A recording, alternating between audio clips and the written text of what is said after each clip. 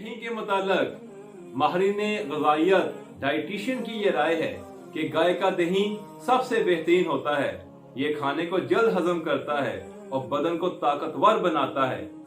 गाय के दही के बाद बकरी का दही जो होता है ये कमजोरी, लागरपन को दूर करता है, खांसी और बलगम का खात्मा करता है। भेड़ का दही जो होता है ये दमा और बवासीर में मुफीद होता है। ऊंट का दही जल्द हजम होता है, इसका जायका खारा होता है और ये बरस जजाम को दूर करता है।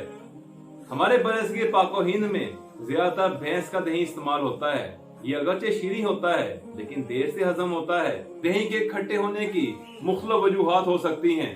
ज्यादा जमा हुआ दही या ज्यादा देर शापर में रखा हुआ दही अक्सर खट्टा हो जाता है।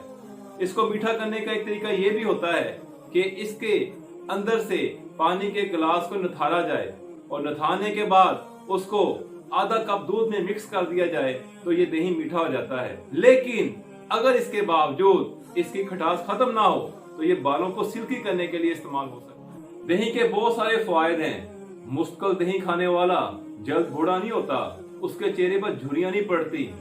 दही मसाने की गर्मी को दूर करता है और ब्लड प्रेशर को मॉडरेट करता है।